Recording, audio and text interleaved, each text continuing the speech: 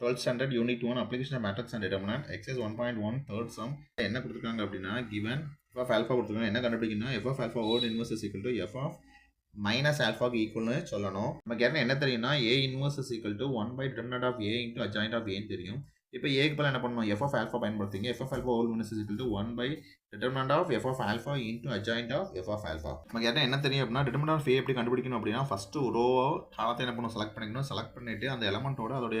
corresponding cofactors multiply பண்ணனும் அப்படி multiply பண்ணி வரக்கூடிய விஷயத்தை சம் பண்ணீங்க அப்படினா அதுதான் என்னது determinant of a அதே மாதிரி adjoint of a அப்படிங்கிறது என்ன அப்படினா எலிமெண்ட் இருக்கக்கூடிய பிளேसेस உடைய சைன் என்ன பண்ணனும் மாத்தி மாத்தி அப்ளை பண்ணனும் +- +- அப்ளை பண்ணனும் அதுக்கு அப்புறம் மைனர் ஆஃப் a கண்டுபிடிக்கிறதுக்கு என்ன பண்ணனும் அப்படினா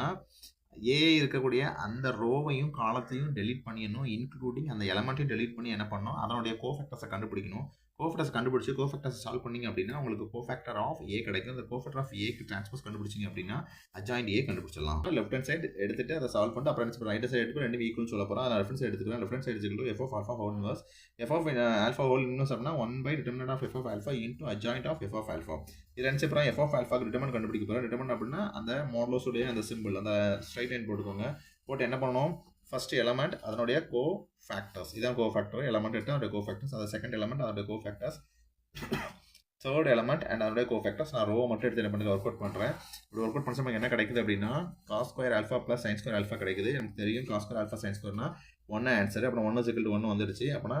determinant of f of alpha is equal to 1 அப்படினா is not equal to 0 னா நான் சிங்குலர் அப்படினு அர்த்தம் அப்ப என்ன பண்ணலாம் இதுக்கு அப்புறம் ஃபர்தரா நம்ம என்ன பண்ணலாம் ப்ரோசீட் பண்ணலாம் அப்படினு அர்த்தம் of f of alpha is equal to cofactors of f of alpha உடைய டிரான்ஸ்போஸ் கண்டுபிடிக்கணும் f of alpha யாரனே கொடுத்தாங்க என்ன பண்றேன் அந்த எலிமெண்ட்னுடைய மெம்பர்ஸ் உடைய சைன் என்ன பண்றேன் பாயிண்ட் பண்ணிக்கிறேன் +- என்ன பண்ற சைன்ஸ் முதல்ல இண்டிகேட் பண்ணிக்கிறேன் இண்டிகேட் பண்ணதுக்கு அப்புறம் எலிமெண்ட்டை ரிஜெக்ட் பண்ணிட்டு அந்த பிளேஸ்மென்ட் உடைய சைன் அப்ளை பண்ணிட்டு அதோட கோஃபேக்டர்ஸ் பூரா என்ன எடுத்துக்கிட்டு அத என்ன பண்றேன் சால்வ் பண்ணா cos alpha 0 sin alpha 0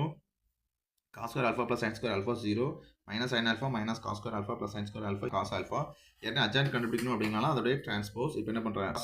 cos square alpha plus sin square alpha னா 1 இங்க என்ன மைனஸ் இருக்கனால மைனஸ் 1 இங்க என்னது வெறும் cos square plus sin square இருக்குனா 1 டைரக்டா 1 வந்துரும் ஓகே இது நமக்கு தெரிஞ்சதுதான் இப்போ என்ன பண்றோம் இதுக்கு டிரான்ஸ்போஸ் கண்டுபிடிக்கணும் டிரான்ஸ்போஸ்னா ரோவை காலமா மாத்தணும் இல்ல காலத்தை ரோவா மாத்தணும் இந்த காலத்துல என்ன பண்றோம் ரோவை எடுக்கறேன் எடுத்துல cos alpha 0 minus sin alpha அப்புறம் cos 0 1 minus 1 அப்புறம் sin alpha 0 cos alpha ஓகேவா இப்போ என்ன கண்டுபிடிச்சு போறோம் என்ன கண்டுபிடிச்சோம் adjoint கண்டுபிடிச்சு இப்போ என்ன பண்றோம் f of alpha whole inverse கண்டுபிடிச்சலாம் determinant 1 கண்டுபிடிச்சு இத மல்டிப்ளை பண்ணீங்கன்னா இதான் வந்துரும் அந்த adjoint f of alpha அப்படியே தான் வரும் இத என்ன பண்றேன் 1 ன்னு எடுத்துக்கறேன் ரைட் ஹேண்ட் சைடுல என்ன இருக்கு அப்படினா f of minus alpha இருக்கு அப்ப என்ன அர்த்தம்னா alpha இடத்துல minus alpha அப்ளை பண்ணுங்க அப்படினு அர்த்தம் அப்ப f of alpha நமக்கு என்னன்னு தெரியும் என்ன பண்றேன் ஜஸ்ட் alpha இடத்துல minus alpha அப்ளை பண்றேன் அப்ப cos of minus alpha 0 sin of minus alpha 0 1 1 minus sin of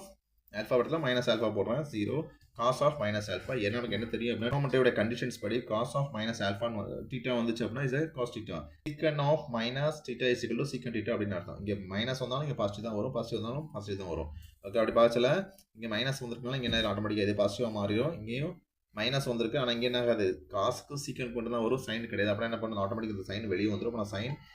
minus sin alpha அதுக்கு அப்புறம் 0 1 0 இங்க மைனஸ் இருக்கு இந்த மைனஸ் வெளிய வந்துச்சு அப்படினா மைனஸ் into மைனஸ் பிளஸ் அப்பனா sin alpha 0 cos